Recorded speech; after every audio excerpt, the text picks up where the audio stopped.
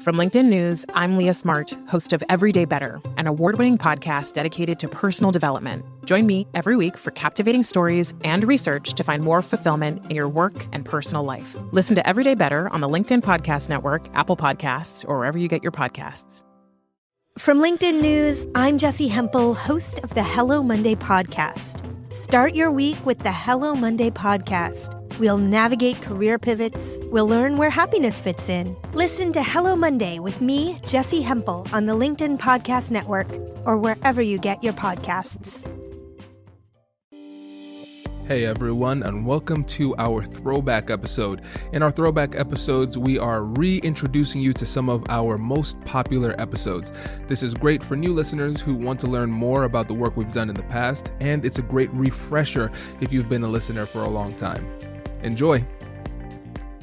For the listeners who are newer, can you give a little bit of background on who you are and what you do? Yeah, absolutely. I worked my entire career in negotiation training. I worked for a company that taught sales negotiation, procurement negotiation, and internal negotiation. So like those everyday conversations you have about deadlines and projects and all those important things that make your everyday world work or not work.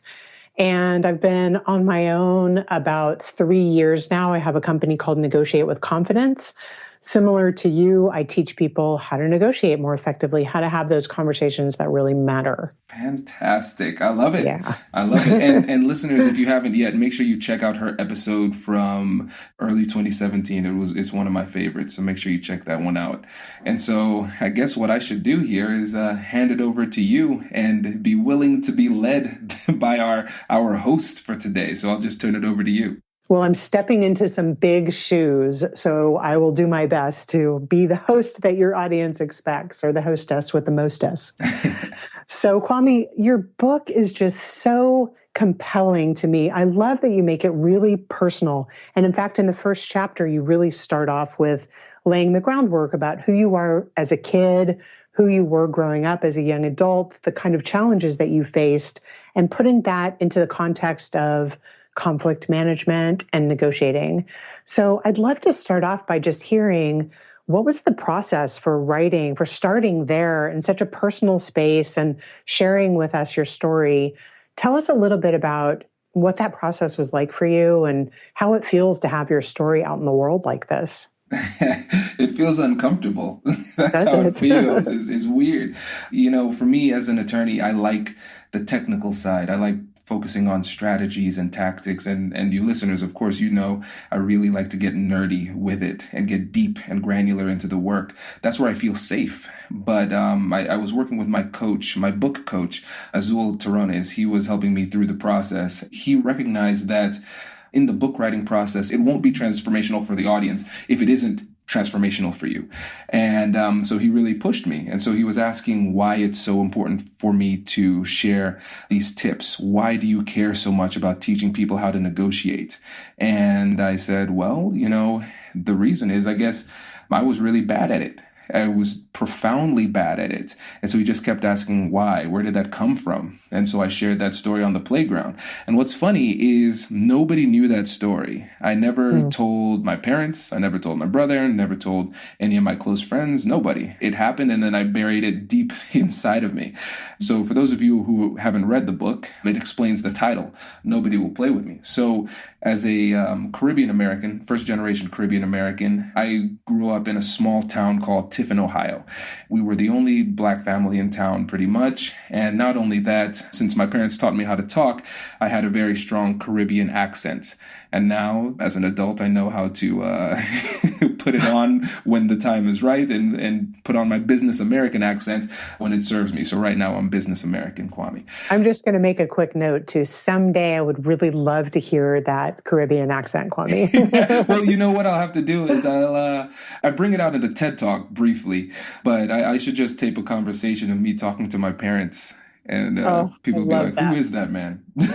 I love it.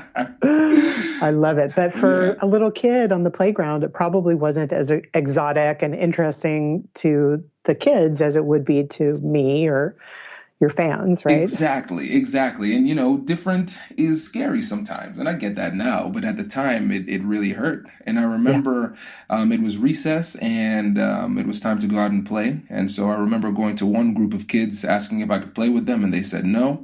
Going to another group of kids asking the same question. And they said no. And then getting really desperate at the end of the recess period and going up to a third group of kids and getting rejected again. And I remember just going into the school after recess, just bawling, just crying, and just could not stop crying.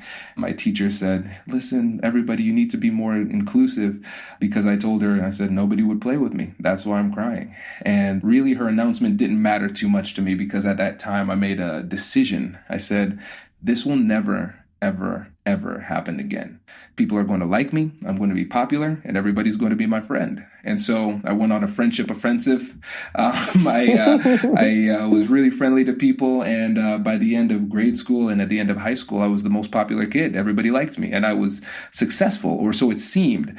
But it came with a price. I was unwilling to engage in difficult conversations because I worked too hard to get these friends, and I didn't want to risk losing them.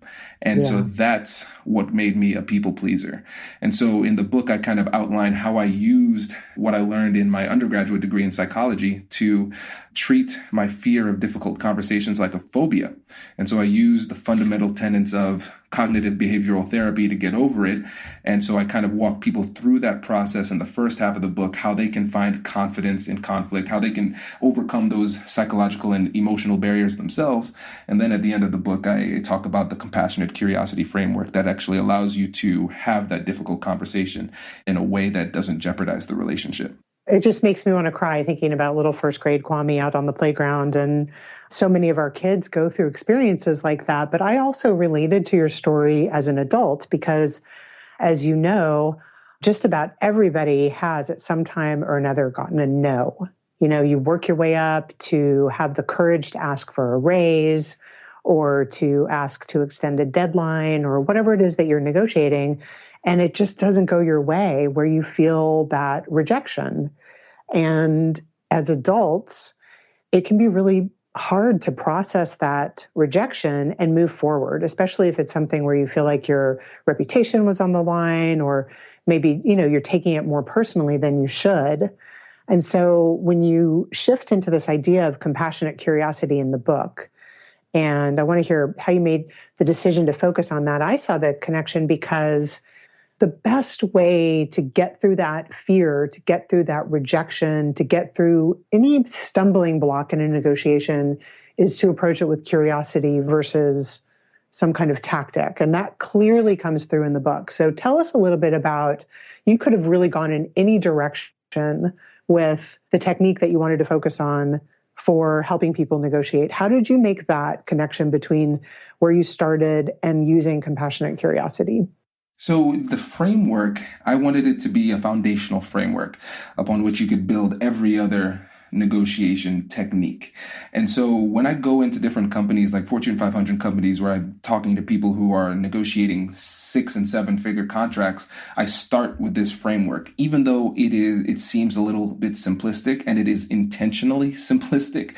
I start with this framework because I want it to be generally applicable. So it's a framework that you could utilize both at work and at home in every single difficult conversation that you have. And then if you want to be more strategic, then you layer on additional high-level tactics on top of it, but you start with compassionate curiosity. And so going back to the simplistic nature of it, it's a 3-part process. So the first step is acknowledging emotions. The second step is getting curious with compassion. And then the third step is joint problem solving. And the reason that I made it so simple is because I wanted it to be a framework that people could think back on and utilize even when they are in their most stressful situations. Because when you're in a difficult conversation and you are starting to get embroiled in emotions, what happens is your body often floods with stress hormone called cortisol. and cortisol clouds your thinking. You can't think as clearly. Also, when your HPA axis starts going, which is your stress response again, your adrenaline starts pumping. It inhibits the depth of processing that your prefrontal cortex can achieve. And so that's the logical thinking part of your brain. And so when you need it the most, your brain is performing at its worst. And so I didn't want to give something that was incredibly complex because I knew that you wouldn't be able to access it given your mental state. And so I wanted it to be something that people could instantly remember and say, compassionate curiosity. I know what I need to do. I found my footing and I can figure out where I need to go in this conversation. Tell us a little bit more about this 3-step strategy. I love that it's so simple because, like you said, you're sitting there, the other person says something you weren't expecting, your stress hormones flood your body and you can't think. So tell us a little bit more about each of these 3 steps. You say acknowledge emotion. What does that mean? So when it comes to acknowledging emotion, essentially what you're doing is you're pointing out the elephant in the room. You can tell that there's something going on with the other person and you want to let them know that you see it. And the benefit is it makes them feel as though they are emotionally validated. Because a lot of times the worst thing you could do is if somebody's really upset or frustrated or sad or mad, you say something like calm down or relax or it's not that big of a deal, which obviously has the opposite impact. It inflames them because what you're doing is you're belittling their emotion. Raise the rudders! Raise the sails! Raise the sails! Captain, an unidentified ship is approaching. Over. Roger. Wait, is that an enterprise sales solution? Reach sales professionals, not professional sailors. With LinkedIn ads, you can target the right people by industry, job title, and more. We'll even give you a $100 credit on your next campaign. Get started today at linkedin.com/marketer. Terms and conditions apply. And so when you think about it, psychologically, what's happening is that you're in a conversation now with their amygdala. Their amygdala is firing, and it is an emotional response that you're dealing with. And the way to quiet the amygdala is by labeling the emotion. And in order for them to be able to say, okay, yes, correct, that's the right emotion, or no, that's wrong, that's the wrong emotion, they need to start to think logically about it. And the thing is, once you pinpoint it, then it has a calming effect because now they don't feel like they need to impress upon you the fact that they feel this way or make you feel the ramifications of their emotions. They say, okay, Kwame sees me and he gets it. So here's an example. So in my mediations, a lot of times it's a situation where litigation has led to this point where we're about to go to trial, but the judge sent it to us to try to resolve the conflict. And so they might have been in conflict for over a year at this point, going back and forth, but they haven't been able to find a resolution. And in so many cases, it's not a substantive barrier that's preventing an agreement. It's an emotional barrier first. It's both. It's usually a mixture, but you can't get to the substance until you get through the emotion. And so I would say, if I were in your position, I would feel frustrated. And so sometimes if they're not willing to open up, I'll just guess, but I'll personalize it. So if they don't want to own it for themselves, I'll own it for them and say, if I were you, I would feel frustrated. And so it has a magical impact because let's say in some situations, they would say, yes, I'm frustrated and here's why. And then they'll start to share more information because it's almost like a deluge of feelings kind of come forward and they're going to share that thing that was hidden behind the emotion. Or they might say you're wrong, which is still good for me because people hate to be mislabeled. So I went to OSU. So let's say I don't want to talk about my alma mater for some reason. Which school did you go to? Well, I'm not telling you which school I went to. And then they say, hey, did you go to Michigan? No, I went to the Ohio State University. It's like, I might not want to tell you, but I don't want you to mislabel me. That's worse. What happens, and I remember very distinctly in one of my mediations, I said, I did the frustration move. And she said, no, Kwame, I'm not frustrated. I'm angry. And I am angry because of X, Y, and Z. And then she just shared the information that she was holding back the entire mediation. And so the emotional barrier is often the first battle that needs to be fought. And you can't even get to the substance unless you address the emotional side. The acknowledgement that you can't move forward until the other person feels like they've been seen or heard in some way from the emotional side of it, it's counterintuitive to those of us who may feel like, but this is just a negotiation. We're dealing with facts and figures here. What you're pointing out is that is so important and often overlooked, that we are driven by our emotions. So my question is, how does this acknowledge phase, acknowledging the emotion of the other person, what happens with you? Are you addressing anything about your own emotions during those situations? Sometimes I recognize that it's important for me to get vulnerable first in order for them to be willing to share some information. And so you need to have strategic disclosures. You need to be willing to disclose something that doesn't necessarily hurt your position, but triggers reciprocity and makes them feel safer sharing that information with you. And then you'll be able to notice that as the conversation goes on, if you acknowledge the emotion and they feel validated, and you don't need to agree with their position, that's an important part of it. You can recognize that there is legitimacy in the way that they feel without succumbing to their position. And that's a key distinction. And so once you acknowledge that emotion, you might start to see the emotional tenor of the conversation going down. And that's when you can shift to the substantive issue. And that's when you shift to step 2, which is the compassionate curiosity side of it. I think one of the hidden benefits of the framework is that it helps you with timing, because it doesn't make sense to give a logical message to somebody who is operating with the illogical part of their brain. We've all had those situations when we say something that is just factually accurate and the other person rejects it. And we're like, what world are we living in? And then you start responding with more facts, more figures, more logic. But what's really happening is that we are now in a situation where we're talking to their internal toddler. It doesn't matter what you say at this point. They're incapable of comprehending it at a high level. And so this helps you to identify when in the conversation you should say what. And if they're in a highly emotional state, all the logic, all the facts, all the figures that you want to bring to the table, it doesn't matter. They're not ready for it. And so you have to work your way through this process in order to get to the substance. I think about that analogy when you think of when someone is in danger, and like the moms who can lift a car off their toddler and they get that surge of adrenaline that allows them to do something that requires superhuman strength. And thinking about that's the stage that their brain is in. They may not be lifting a car, but all of that adrenaline is rushing through their brains in that moment. And they're unable to think clearly. If you were to have a conversation with a mom who just lifted a car off her toddler and say, tell me about what you're feeling right now, she's in that completely unable to articulate anything that's logical in that moment. And that's essentially what people are in. That's what I'm reading into what you're saying and what I read in the book. That's the moment that people are in. And you need to know through using compassionate curiosity how to move them out of that stage of highly reactive, my brain can't even think about logic, into the next phase, which is compassionate curiosity.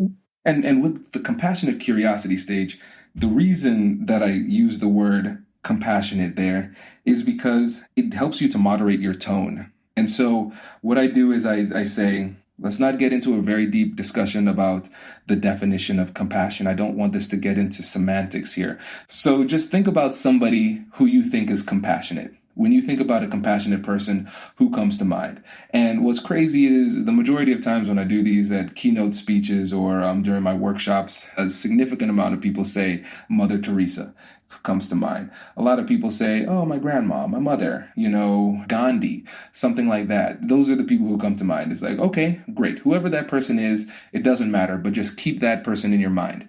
And then the question becomes, if Mother Teresa were here in this conversation, how would she ask an open-ended question? And the reason I say that is because we've been in situations where you might have said something where if you just look at the words that were said, it was completely legitimate. Nothing was wrong with what you said. But somebody might say, why are you yelling at me?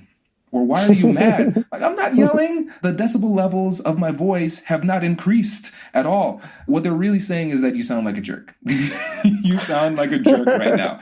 And so let's go back to the brain. So if you've worked hard to acknowledge the emotions and you have really quieted the amygdala and you've moved on to the substance, if your tone is off, they'll read that as a threat. And if they read it as a threat, It triggers the fight or flight response, and now you're back into the hyper emotional response and you're backtracking, and that's not good. And so you want to make sure that as you're asking these open-ended questions and soliciting the information you need in order to move on to stage 3, which is joint problem solving, which is essentially just collaborative negotiation, you need to make sure that you keep them in a productive mindset. And you do it by moderating your tone so they feel safe sharing the information with you. That's really fascinating because my husband is always saying that to me, like, why are you so upset? I'm like, I'm not upset. I'm so not upset. So I have to make sure that I'm not coming across as a jerk because that's not good. But what it really brings to light for me is that people hear your tone in completely different ways based on their own experience, the baggage that they're bringing into the room. Maybe this is a high-profile negotiation for them. If they're not successful, they're going to get fired. Their job is on the line, a promotion's on the line, and therefore they're operating from a different place than you are. They're bringing their own experiences into the room, and you don't necessarily know whether or not your tone is going to be triggering them in some way.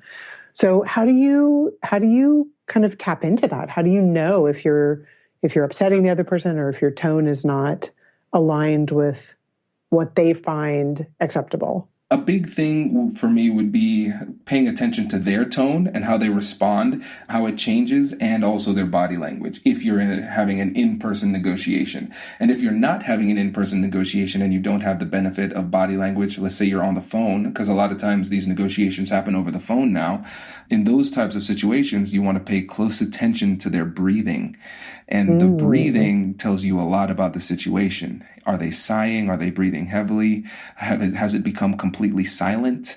That might indicate that their body language has completely stopped. So they're having a freeze response, because with the fear responses, it's fight, flight, and freeze. Maybe they've frozen. It's like, okay, that's a fear response. That might be problematic too. And so you just need to be very mindful and not just listen with your ears, but also with your eyes, so you can tell where their head is during the conversation. And then again, if you're in a situation where you might have moved past the emotion and then you ask a question and then you hear some emotion coming back, then you just cycle back to stage 1. And that's the beauty of the framework. It's flexible. It's not a rigid framework. Depending on what you are reading in the situation, it's like, oh, emotion, acknowledge the emotion. Emotion gone, compassionate curiosity. Now I have information, joint problem solving. It helps you to know what to say at what time. The timing is a critical element, but it is really a feel thing. You have to be really cognizant of what's going on the other end. I love that because it's so simple and it's just a structure that you can go back to over and over again. And so many times if we're in a conversation that is emotional, we're thinking about what to say next and not paying attention to what the other person is telling us through their body language and through their emotions. So you're really asking your readers to shift from me, I'm thinking about myself, what am I going to say next? How am I going to respond to this?